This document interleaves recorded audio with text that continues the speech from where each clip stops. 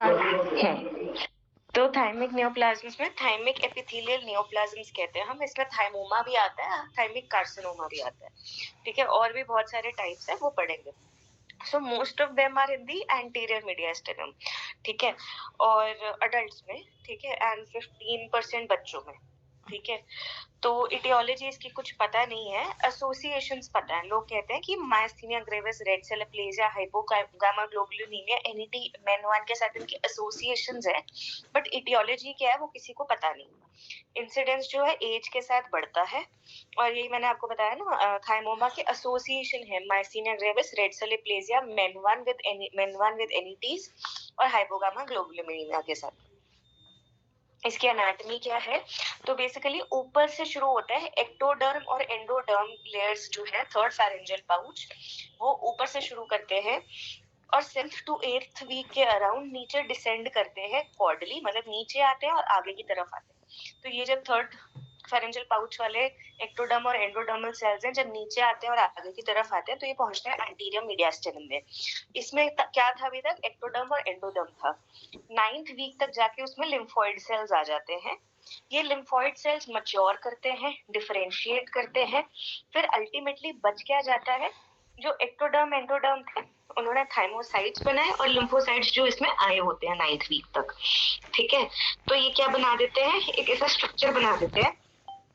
ठीक है, बाहर कॉर्टेक्स, अंदर मेडुला, और एपिथेलियल सेल्स जो होते हैं उसमें टाइप 4 होते हैं बाहर, टाइप 2 होते हैं अंदर। ठीक है, ये इतना सारा ज्ञान हम क्यों पढ़ रहे हैं, क्योंकि जब हम कहते हैं कि type A, type B, type A B, उन सब में कौन से सेल ज्यादा मिल रहे हैं, एपिथेलियल सेल ज्यादा मिल रहे हैं, लिम्फोसाइट सेल ज्यादा मिल रहे हैं, उसके बेसिस पे हम क्लासिफाई करते हैं कि थाइमिक कार्सिनोमा कौन से टाइप का है। ठीक है, फिर से बताना सेल। हाँ, अभी फिर से बताओ, अभी ज्यादा अच्छे सुनेंगे हम लोग। वाह। तो एक्टोडर्म और एंडोडर्म जो थर्ड फेरेंजियल पाउच है, वो नीचे वहां से सेल्स आते हैं 7th to 8th वीक के अराउंड। ये ऊपर से नीचे आते हैं आगे की तरफ। सो फेरेंजियल पाउच है ना, फेरेंजियल पाउच नीचे आएगा, आगे की तरफ आएगा, एंटीरियर मीडियास्टिनम में पहुंच जाएगा। ये 8th वीक तक पहुंच जाते हैं।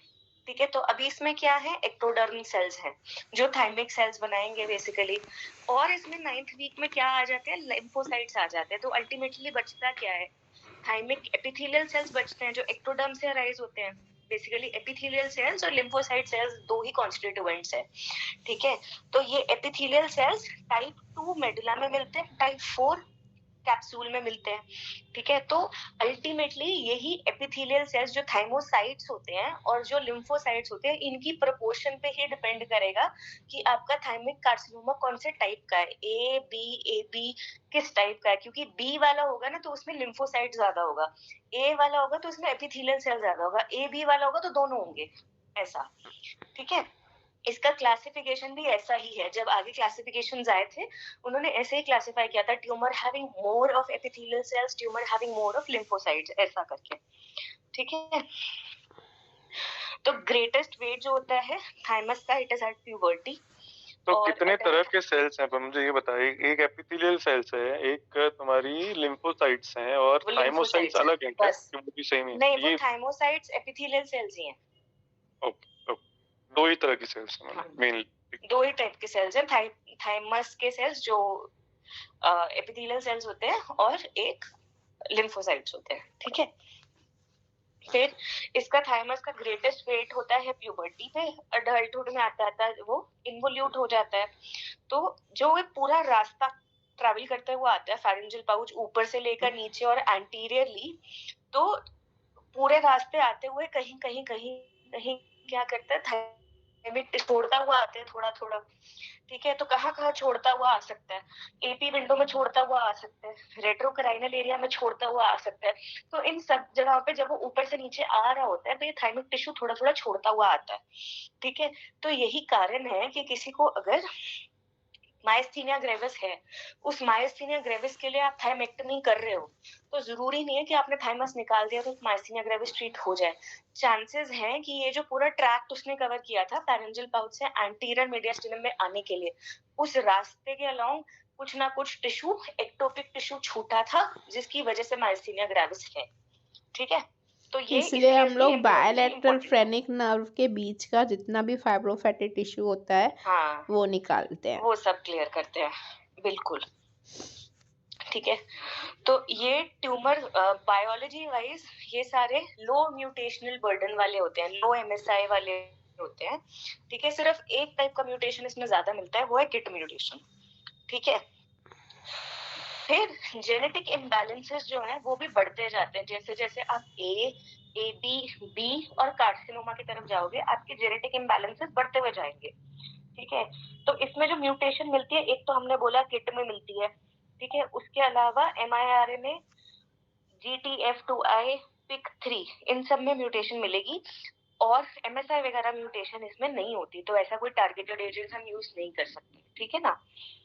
फिर हिस्टोपैथोलॉजी वाइज वही दो चीजें हैं, या तो लिम्फोसाइट है या थाइमिक एपिथेलियल सेल्स है। ठीक है, सो थाइमिक एपिथेलियल ट्यूमर्स में पहला thymoma. Thymoma most common neoplasm में हमको पता है, तो 50% of all thymic tumours will be thymomas. ठीक है, मोस्टली कहाँ राइज करेंगे, एंटीरियर मीडियास्टिनम। उसके अलावा जो पूरा ट्रैक्ट कवर करता हुआ आता है फ्रेंकियल आर्च से लेकर नीचे तक, कहीं भी हो सकता है, मीडियास्टिनम में, चेस्ट वॉल में, कहीं भी हो सकता है।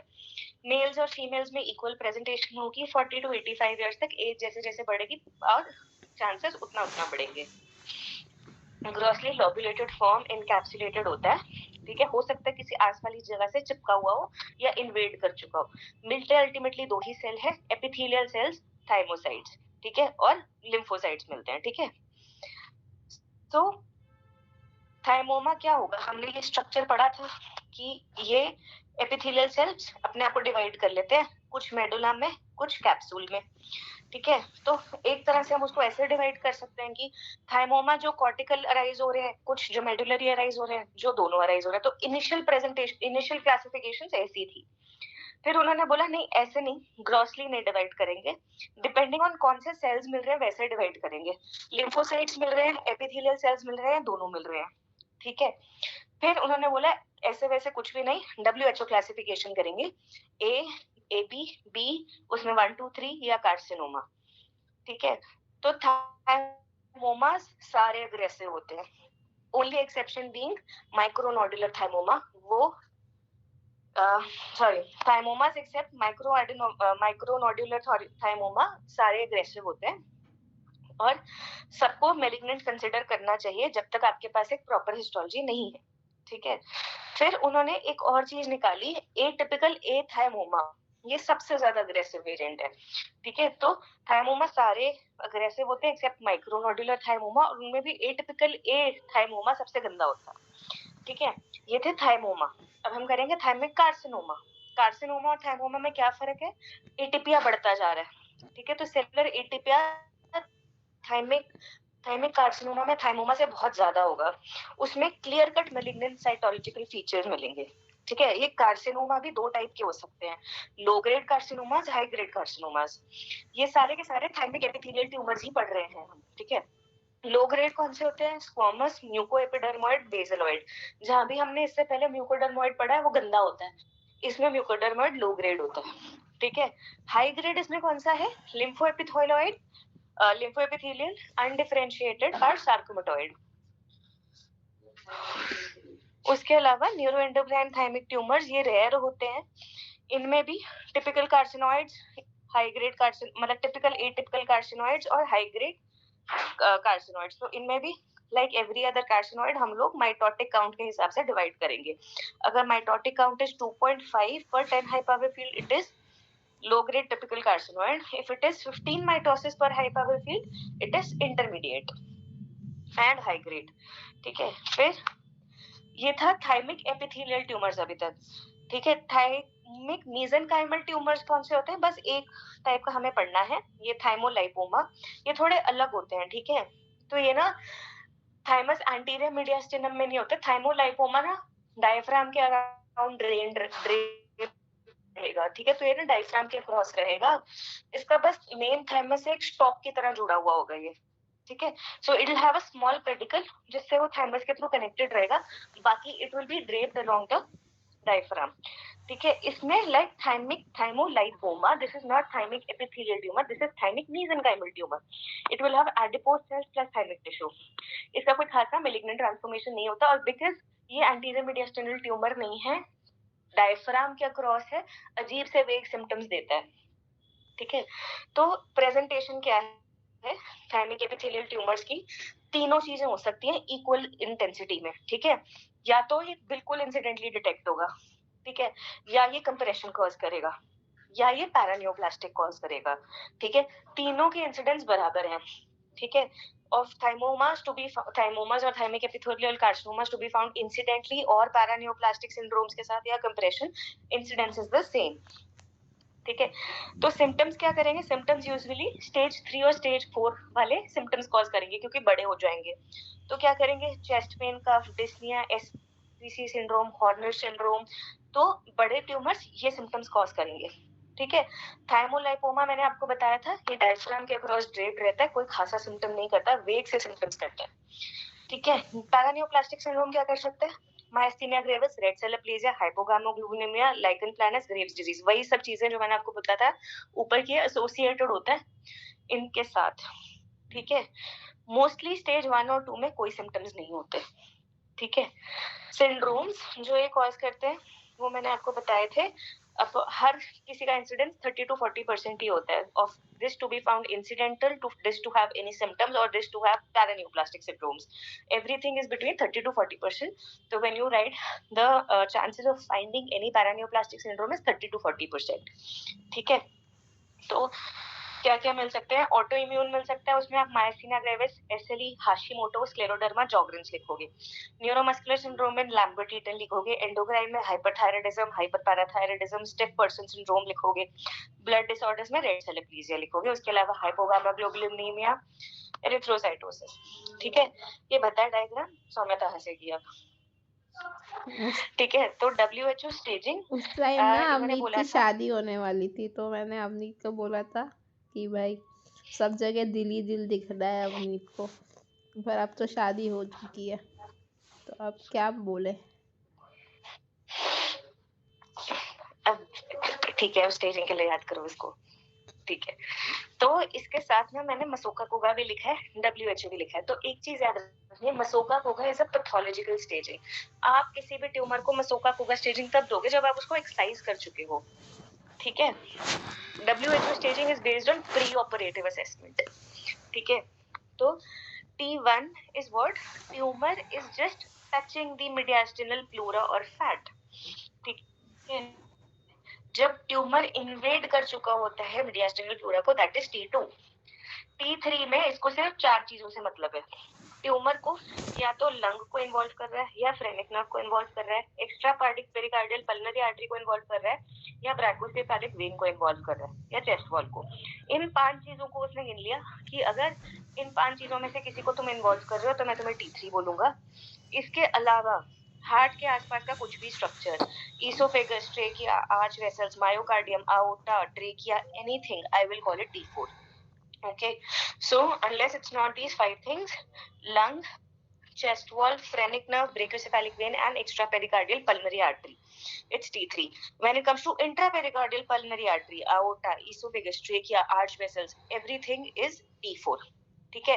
This is T staging. When you come to मसोका कोगा, so मसोका कोगा does not matter, कि उसको कोई फर्क नहीं पड़ता कि तुम बस प्लूरा को टच कर रहे हो या उसमें इन्वेड करके आ चुके हो। T1 and T2 both are मसोका कोगा 2. This T3 is मसोका कोगा 3, ठीक है। ये एक बार मैं एनकैप्सुलेटेड जो रहता है वो मसोका कोगा वो 1 होता है, वो 1, हाँ बिल्कुल, ये रहा। सो मसोका कोगा अगर 1 क्या है? Microscopically and macroscopically completely encapsulated. 2A क्या होगा? Microscopic transcapsular invasion up to 3 mm। Grossly invade हो जाएगा तो वो 2B, ठीक है। 3 क्या है? Macroscopic invasion into neighbouring vessels, pericardium, lung, great vessels, ये सब 3 है। अगर मेटास्टेसिस है 4A इज प्लूरल और pericardial metastasis, 4B is lymphatogenous या हेमाटोजेनियस मेटास्टेसिस, ठीक है। ये है Masaoka Koga staging. This is done after you remove, so this is a pathological criteria, On the other hand, what is TNM? It is to be done pre-operatively. ठीक है, इसको आप क्या करोगे, वही जो हमने पढ़ा, अगर ट्यूमर इनकैप्सुलेटेड है या एक्सटेंड कर रहा है into mediastinal fat of pleura, this is T1. सो अगर विदाउट मीडियास्टिनल प्लूरा है तो T1A, with mediastinal pleura involvement है तो T1B. अगर इन्वेड कर गया पेरिकार्डियम में तो T2. 5 चीजें इन्वॉल्व हो रही हैं: direct invasion into lung, brachiocephalic, superior vena cava, phrenic, chest wall या एक्स्ट्रा पेरिकार्डियल पल्मोनरी आर्टरी और वेन, दैट इज T3. उसके अलावा everything else, aorta, arch vessels, intra pericardial pulmonary artery, myocardium, trachea, oesophagus, everything is T4. N1 N2 क्या है? अगर perithymic यानी anterior mediastinal lymph node involve है तो वो N1 है. सर्वाइकल या डीप इंट्राथोरैसिक नोड है तो वो N2 है. ठीक है. M1 जो है वो भी A और B में है. अगर मेटास्टैटिक प्लूरल या पेरिकार्डियल नोड्यूल है वो M1 है. और M1B क्या है? Metastatic nodule in pulmonary parenchyma और डिस्टेंट ऑर्गन्स. तो बेसिकली याद करने को ये भी कर सकते हो कि M1A and M1B is मसोका कोगा 4A 4B. ठीक है. हाँ,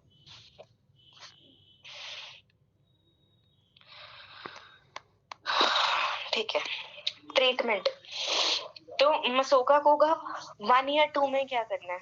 छोटा ट्यूमर है या फिर प्लूरा का थोड़ा टच करता हुआ ट्यूमर है तो क्या करना है? R0 डिसेक्शन करना है 1 और 2 में. गोल्ड स्टैंडर्ड क्या है?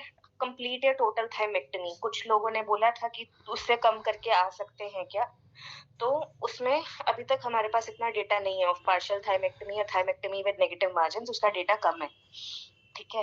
एंड दे से कि अगर आप मायस्थीनिया ग्रेविस के लिए कर रहे हो तो बिल्कुल भी नहीं करना चाहिए, क्योंकि आपको पता नहीं ना कि what is it that is causing myasthenia gravis. ठीक है. तो ट्रेडिशनली ओपन मीडियन स्टेनोटमी या सब मैमरी इंसिजन लेते थे. अब MIS है तो थोरैकोस्कोपिक लोबोटिक करते हैं. कॉम्प्लिकेशन रेट सिमिलर है, ब्लड लॉस वगैरह कम है. ठीक है. तो gold standard is complete total thymectomy. ठीक है. Followed by post op radiation when it is stage 2 mostly. ठीक है. It is not for stage 1. ठीक है. अगर आप stage 1 encapsulated tumour R0 resection करके आए हो, रेडिएशन देने की जरूरत नहीं है. स्टेज 2 में onwards you have to give radiation, क्योंकि रेडिएशन देने में ओवरऑल सर्वाइवल इंप्रूव हो सकता है अगर उसको रीजनल ट्यूमर स्प्रेड था, क्लोज या पॉजिटिव मार्जिन है, हाई रिस्क फीचर्स है, जैसे कि ऑब्वियसली स्टेज 2 में प्लूरा तो टच हो ही रहा है ना, तो हिस्टोलॉजी, प्लूरल इन्वेजन, तो कायदे से स्टेज 2 में ये लोग रेडिएशन देते हैं, स्टेज 1 में नहीं देते. अगर हमारे पास कोई ऐसा मरीज है जिसकी लाइफ एक्सपेक्टेंसी ठीक ठाक है, उसको मसोका कोगा 1 या 2 ट्यूमर लग रहा है, सर्जरी करवाने के लिए मान नहीं रहा, या फिर बहुत ज्यादा मॉर्बिडिटी है but he has a good life expectancy, you can't just leave it, तो हम क्रायोअब्लेशन भी ट्राई कर सकते हैं. ठीक है. इसका सिर्फ एक कॉन्ट्राइंडिकेशन है, एक्सटेंसिव कांटेक्ट नहीं होना चाहिए with organs with high blood flow. ठीक है. फिर इसमें आता है नॉन इन्वेजिव थाइमोमास, इन्वेजिव थाइमोमास. तो नॉन इन्वेजिव थाइमोमास कैसे दिखेंगे? इंटैक्ट कैप्सूल होगी, मोबाइल होगा, इजीली रिसेक्ट हो जाएंगे. अगर किसी के साथ चिपके भी होंगे तो सुपरफिशियली चिपके होंगे, निकल जाएंगे आराम से. इन्वेजिव थाइमोमा क्या होगा? जो कि इन्वेड किया होगा, जिसको आपको ऑन ब्लॉक रिसेक्ट करना पड़ेगा, प्लूरा का एक पार्ट लेके या किसी चीज का रिसेक्शन लेके, ताकि आप R0 करके आ सको. ये सब स्टेज 1 और 2 है. 1 में रेडिएशन नहीं देनी, 2 में रेडिएशन देनी है. ठीक है. 3 और 4 में क्या है? इसमें भी सर्जरी ही करनी है. ठीक है. तो इसमें आप सिर्फ R0 रिसेक्शन करके नहीं आ सकते, इसमें भी आप अप्रोच वे लोगे, मीडियम स्टर्नोटमी या फिर बायलैटरल एंटेरोलैटरल थोरैकोटमी या ट्रांसवर्स स्टर्नोटमी लोगे. करके आना है क्या? एक्सटेंडेड टोटल थाइमेक्टमी, वही जो सौम्यता कह रही थी, from one phrenic to the other, ऊपर नेक, नीचे डायफ्राम, एंटीरियर मीडियस्टियम का पूरा टिश्यू निकाल के आ जाओ. ठीक है. So all tissue anterior to pericardium has to be taken out. Pericardium के आगे फ्रॉम फ्रेनिक टू फ्रेनिक, नीचे डायफ्राम, ऊपर नेक, सारा टिश्यू क्लियर करके आओ. That is extended total thymectomy. उसके अलावा अगर वो किसी चीज को चिपका हुआ है, जैसे कि phrenic nerve, chest wall, lung, diaphragm, lung, किसी भी चीज को अगर आपको निकालना पड़े, निकाल सकते हैं, डिपेंडिंग ऑन मॉर्बिडिटी कितनी है. ठीक है. सो अगर आप रिसेक्ट करके आ रहे हो तो resection has a better overall survival than the person who does not have a resection. ठीक है. So even R1, R2 resections have better overall survival than no resection. And when you have a recurrence, you should do surgery whenever possible. ठीक है. What was stage 4A? 4A was Masocha-Koga 4A, intrapleural intrapericardial dissemination without distendments. तो इसमें भी आप surgery कर सकते हो. थाइमेक्टमी करनी ही है. लोकल प्लूरल या पेरिकार्डियल रिसेक्शन विद टोटल प्लूरेक्टमी या डिकॉर्टिकेशन अगर जरूरी हो. एक्स्ट्रा प्लूरल ल्यूमिनेक्टमी या इंट्रा प्लूरल कीमोथेरेपी भी एक चांस दे सकते हो. ठीक है. ऑब्वियसली अगर हम स्टेज 2 में रेडिएशन दे रहे थे, इसमें भी हम 100% रेडिएशन देंगे. इसमें जो रेडिएशन देते हैं दैट इज 30 to 60 गायरा, 3 से 6 हफ्ते देते हैं. 1.8 गायरा to 2 गायरा पर फ्रैक्शन. R1 रिसेक्शन दी है तो 40 से 50 दोगे. पोस्ट ऑप रेडिएशन स्टेज 2 और स्टेज 3 और स्टेज 4 में तो ओवरऑल सर्वाइवल लाती ही है. और WHO टाइप B1 और B2 ट्यूमर्स, तो जिसमें भी लिम्फोसाइट होगा it will respond better to radiation as compared to B3. ठीक है. ये मैं बताती हूँ. देखो मैं बता रही थी ना आपको ये वाला, तो इसको ना ऐसा याद रखो कि A में एपिथेलियल सेल है, B में लिम्फोसाइट है. ठीक है. बी भी ना लिम्फोसाइट, अच्छा वाला लिम्फोसाइट B1 से शुरू होता है, B3 तक आते आते वो बिल्कुल एटिपिकल टाइप का हो जाता है. ठीक है.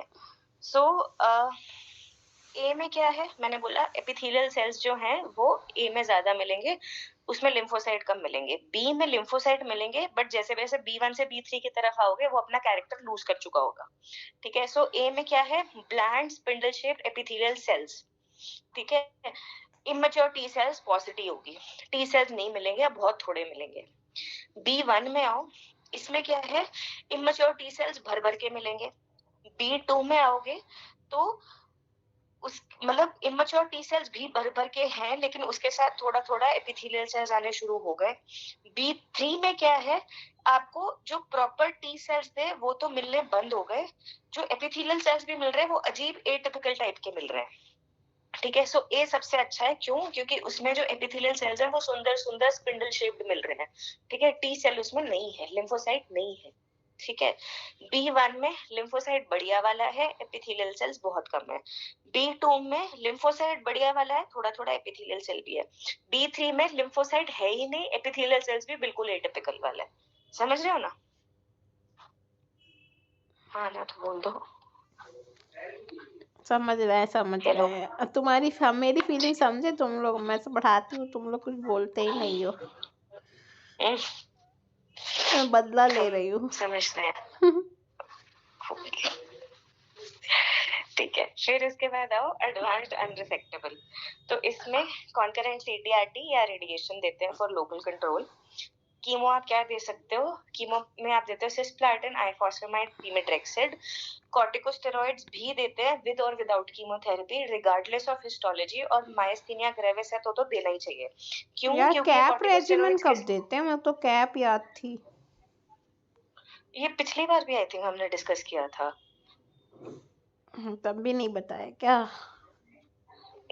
एड्रियामाइसिन को ही बोलते हैं क्या? ये नीचे मैंने लिखा ना, सिस्प्लाटिन, डॉक्सोरुबिसिन, बैकबोन. कैप रेजिमेन यही तो था. सिस्प्लाटिन, डॉक्सोरुबिसिन A है ना, एड्रियामाइसिन. तो तुम्हारा प्लेटिनम ये शायद मैंने उसी क्लास इसी के बाद लिखा था मैंने. तो C कुछ और होगा ना, देखना पड़ेगा क्या है. हाँ, ये बार बार ये मुद्दा आ रहा है तो देख ही लो. हाँ, क्योंकि मैंने ये बचपन से याद करके रखा था कि थाईमामा को कैप पहनाना है. अब थाईमामा को तुम कैप नहीं पहना रही हो तो मेरे को प्रॉब्लम है. करेगा. ठीक है. Combination chemotherapy is better than single agent, और आप उसे न्यूअडजुवेंट, इंडक्शन, मेटास्टेटिक, रिकरेंट किसी में भी दे सकते हो. ठीक है. तो by the time Soumita finds something for us, हम लोग ये एक बार NCCN देख लेते हैं which is exactly the revision of what we studied. तो ये है. ठीक है. और पैथोलॉजी इवैल्यूएशन आपने निकाला. R0 सेक्शन है, Masocha-Koga 1 है, कुछ नहीं करना. Masocha-Koga 2 से 4 तक रेडिएशन देनी है. R1 रिसेक्शन करके आए हो तो थाइमोमा हो या थाइमिक कार्सिनोमा हो, रेडिएशन देना ही देना है। थाइमिक कार्सिनोमा को कीमोथेरेपी भी देनी है साथ में। R2 रिसेक्शन करके आए हो तो R2 में थाइमोमा हो या थाइमिक कार्सिनोमा हो, उसको रेडिएशन के साथ साथ कीमोथेरेपी दे सकते हो, थाइमोमा में भी दे सकते हो अगर R2 रिसेक्शन करके आए हो। ठीक है, फिर फॉलो अप कैसे करोगे? 3 से 6 महीना, एवरी 2 ईयरली, फिर एनुअली 5 साल तक।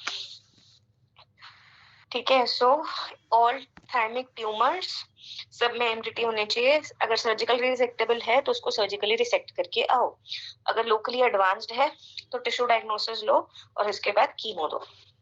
ठीक है, फिर लोकली एडवांस्ड हो तो मैंने बोला लोकली एडवांस्ड अगर अनरिसेक्टेबल है तो कॉन्करेंट कीमो रेडिएशन दो। रिसेक्टेबल पोटेंशियली लग रहा है तो सिस्टमिक कीमोथेरेपी देके फिर इवैल्यूएट करो।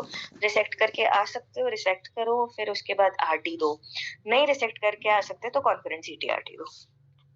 ठीक है, फिर प्लूरल मेटास्टेसिस अगर है या इप्सिलैटरल प्लूरल मेटास्टेसिस है, रिसेक्ट कर सकते हो तो रिसेक्ट करो। सिस्टमिक थेरेपी और रेडिएशन दे सकते हो। इनऑपरेबल है, मेडिकली इनऑपरेबल है तो वही क्रायो दे दो, लोकल थेरेपी दे दो या सिस्टमिक थेरेपी दे दो या ऑब्जर्व भी कर सकते हो डिपेंडिंग ऑन ड्यूरेशन कितना आपको लगता है जी जाएगा। एक्स्ट्रा थोरेसिक अगर डिजीज है तो फिर सिस्टमिक थेरेपी देनी है। ठीक है, हो गया तुम्हारे थायराइड। आगे इसमें तुमने कीमो कौन सी लेनी है वो नहीं फोटो खींची? नहीं